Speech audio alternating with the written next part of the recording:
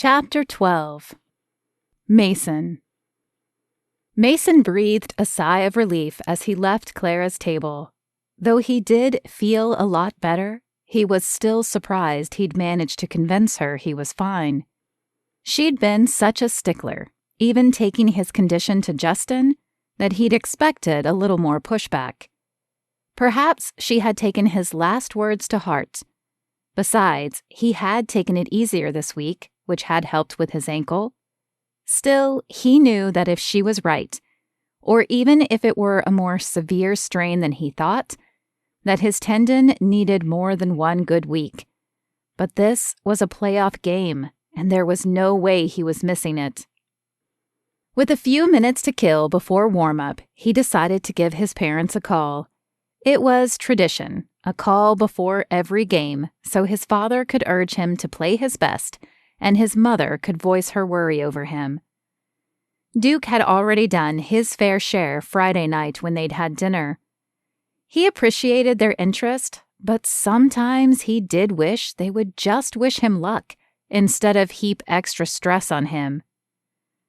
"Hey, son, you ready to take home the most valuable player trophy today?" his father asked as soon as he answered the phone. Not hello, not how are you, but are you going to be the best? Mason ran a hand across the back of his neck as he stifled a sigh. "I'll do my best, Dad, but there are a lot of good players on the team, and it depends on the defense." This was his response every time his father asked this.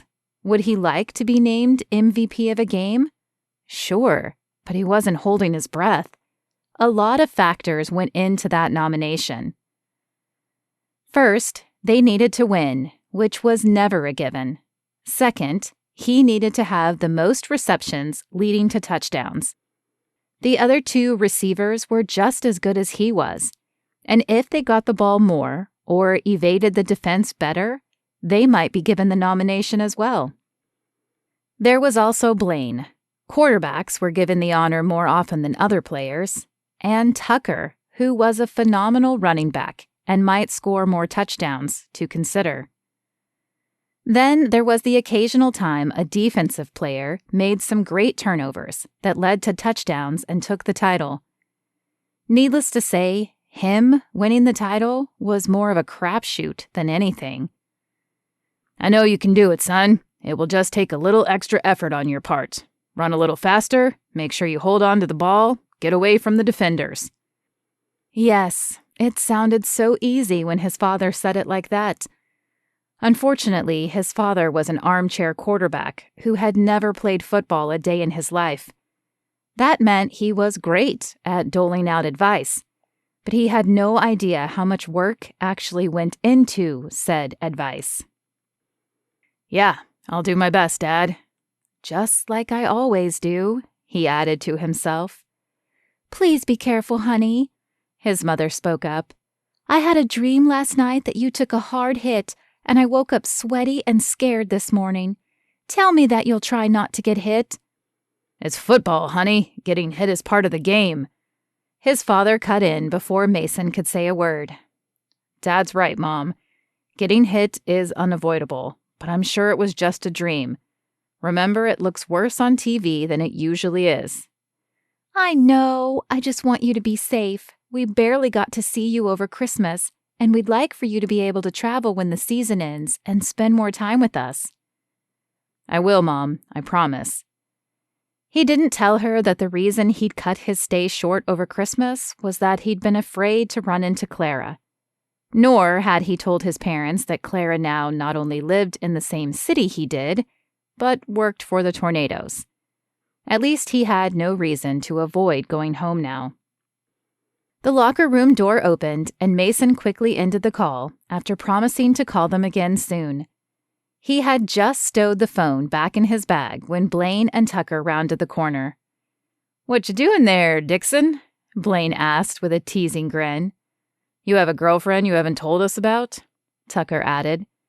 Mason shook his head and hoped the heat he felt creeping up his neck didn't make it to his face. "Nah, just checking messages. No time for a woman right now. I don't know how you two do it." "Best thing that's ever happened to me," Tucker said. He elbowed Blaine. Wouldn't you agree? Absolutely. A good woman makes it all worth it.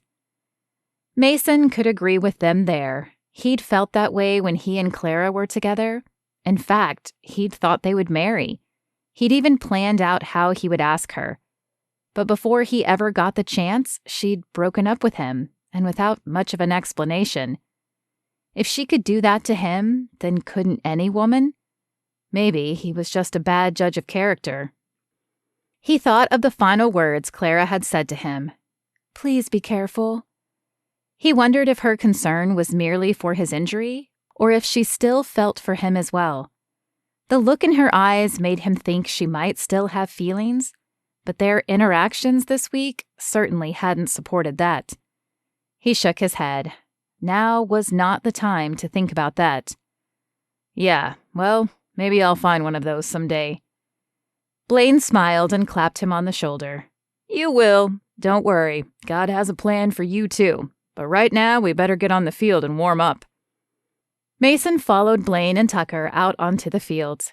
He wished he had the faith in God that Blaine did, but ever since Clara had broken his heart, he just hadn't been able to get back to church. Maybe that's what God was waiting for, though. Maybe he was waiting for Mason to come back to him before he sent a partner. He'd go back then, as soon as the season ended, and he had the time.